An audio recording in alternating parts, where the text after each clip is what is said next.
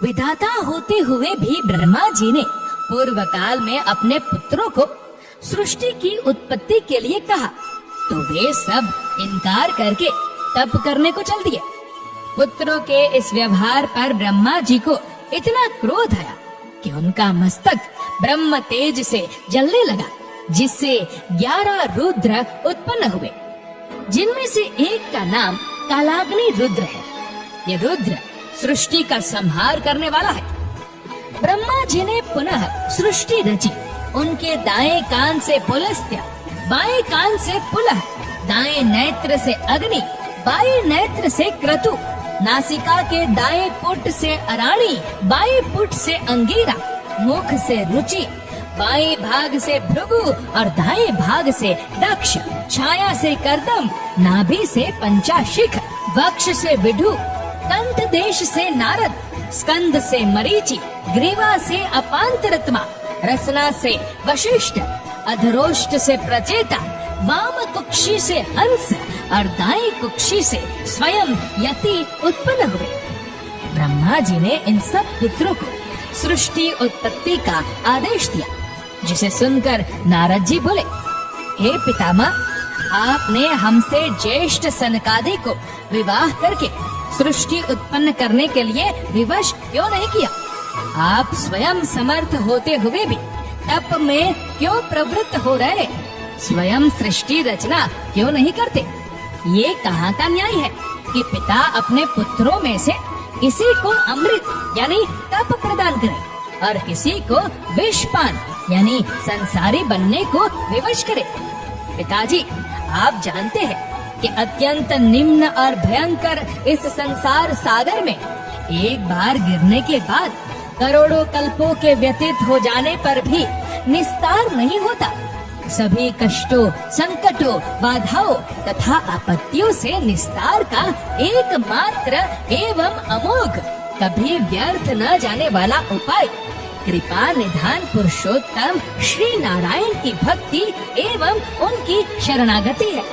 श्री कृष्ण के चरणार विंद में अमृत से भी अधिक मधुर एवं सुखद अनुराग को छोड़कर संसार के विषयों के विनाशक विष का कौन मूर्ख सेवन करना चाहेगा?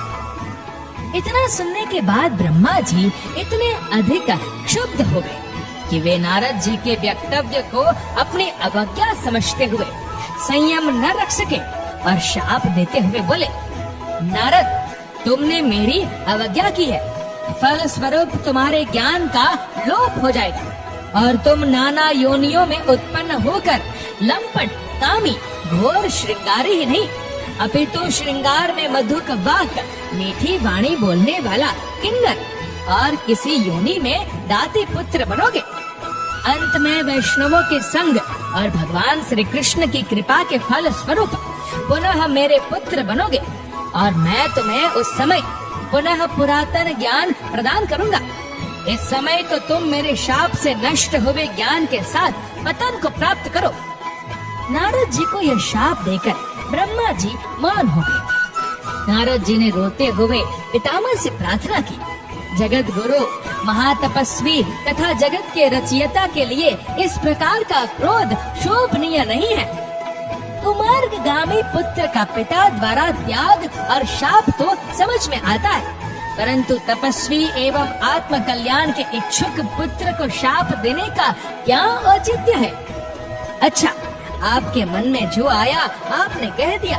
मैं उसे शिरोधार्य करता हुआ आपसे केवल एक ही प्रार्थना करता हूँ कि मुझे केवल यही वर देने की कृपा करे कि जिस भी योनि में मेरा जन्म हो, मैं हरि भक्ति को न छोड़ूं और न ही श्री नारायण का नाम संकीर्तन भूलूं। ब्रह्मा जी बोले, वत्स, तुम सचमुच ही धन्य हो। हरि भक्ति से बढ़कर उत्तम संसार में कुछ भी नहीं है। इस भारतवर्ष में सबसे हीन योनि शुकर योनि है। जिस भी व्यक्ति को जाति अभिमान हो जाता है, वह शुकर योनि में उत्पन्न होता है। इस योनि में भी हरि भक्त करने वाला जीवन गोलोक को प्राप्त कर लेता है। वास्तव में श्री कृष्ण के चरणार बिंदु में भक्ति न करा सकने वाला पिता, गुरु, स्वामी तथा सखा आदि सब कुत्सित एवं त्याज्य है। नारद जी बोले, हे चतुरानन, आपने मुझे अकारण ही शाप दिया है। शास्त्रकारों ने पाताल को दंडित करने की व्यवस्था की है, अतः मैं भी आपको शाप देता हूँ कि 3 कल्पों तक आप अपूज्य बने रहेंगे। 3 कल्प व्यतीत हो जाने के उपरांत ही आपका विश्व में पूजन होगा। ये कहकर नारद जी शांत हो गए। ब्रह्मा जी के इसी शाप के चलते नारद जी को गंधर्व और दासी पुत्र आदि के रूप में अनेक योनियों में उत्पन्न होना पड़ा। इन योनियों से मुक्त होने पर उन्हें पुनः नारद के रूप में जन्म और पिता से ज्ञान प्राप्त हुआ। दोस्तों, इस वीडियो को लेकर आपकी क्या राय है, नीचे कमेंट करके जरूर बताएगा। और अगर आपको वीडियो अच्छा लगा हो तो इस वीडियो को लाइक करेगा, शेयर करेगा ज्यादा से ज्यादा लोगों तक। और ऐसे ही और भी स्पिरिचुअल वीडियोस के लिए सब्सक्राइब करें हमारे यूट्यूब चैनल को और फेसबुक फॉलो करें हमारे पेज को। धन्यवाद।